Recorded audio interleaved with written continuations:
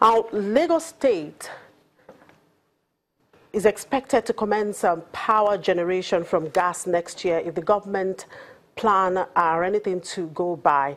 I was speaking at a roundtable on infrastructure in Lagos. The State Commissioner for Energy and Mineral Resources, Mr. Olawale Oluo, explains the futures of the initiative, which is expected to be off the national grid and cost reflective.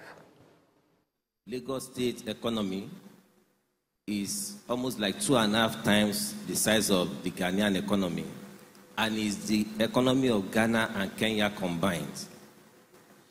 We get about 27% of power generated by the national grid.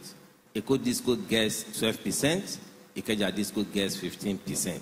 So if the national grid is doing at best about 3,000 something, I mean, you can work the math. It's about 700, 800 megawatts that we get.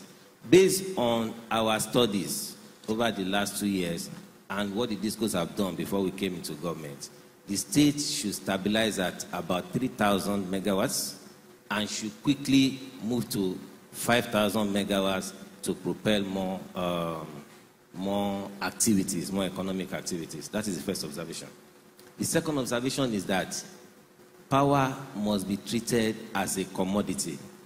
And the only way for the price of power to come down is by going up in the first instance. So I recognize you for that. But this session is about solution.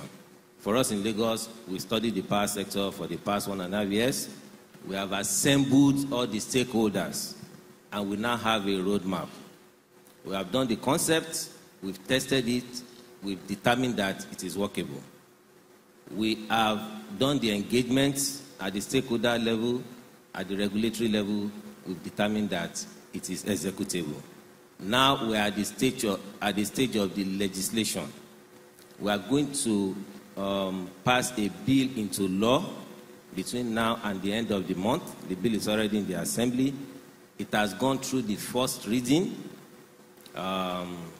Sometime this week, there will be a lot of activities with respect to making sure that bill is sorted out. By end of the month, we will have the law. When we have the law, by next month, we are already going into execution in November. We want to achieve 4 things, actually. The first one is that we want to be able to power this state on 24 hours basis, consistently, within the next 3 to 5 years. The second objective is to make this power to be off the national grid. The third is to make it off the Niger Delta gas. And the fourth, of course, is to make it cost reflective, which is to say it will not be based on the MITO. So it's off MITO. And we have agreed with the regulator, and we've been asked to bring our own tariff for scrutiny. Last month, based on intensive engagement, the regulator, they've already given us the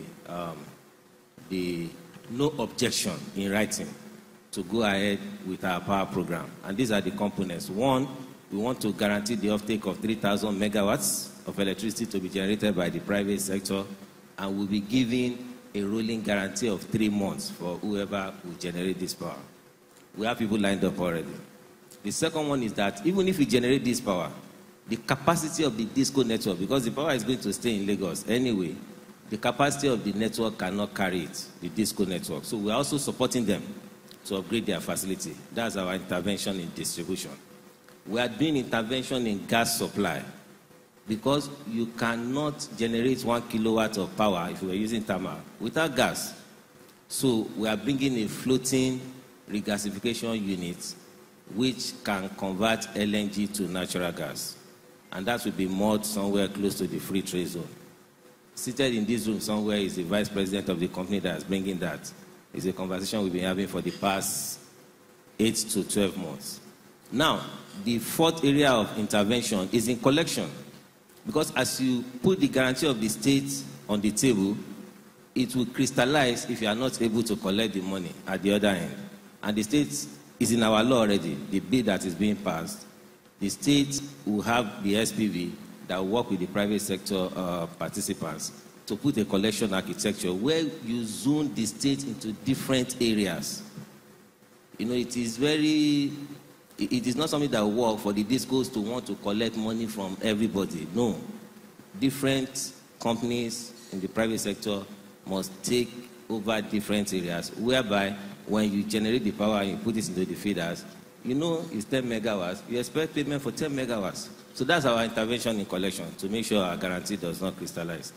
In the area of enforcement, our bill already contains a power theft law that criminalizes power infractions, tampering with meters, bypassing, and all those stuff. And we've taken this to the regulator in Abuja. They've reviewed it, they're fine with it, they've made their comments, and they have given us the approval to go ahead with it. Then the last area, of course, will be in terms of metering. Anywhere we deploy this power, we would help the disco to meter everybody. So what I see in the state, Mr. Chairman, is that in another 3 to 5 years, this knot that has been difficult to crack, maybe it's possible with this program that we have, we'll be able to crack it. But we are confident about the program. We'll have the law by the end of this month. By next month, to go into implementation, and I'm sure sometime in December or January, you will see the RFP actually inviting people with capacity who can generate to start generating. After the break, what can the states bring to the table in achieving the economic growth plan? That's our discussion next. Do stay with us.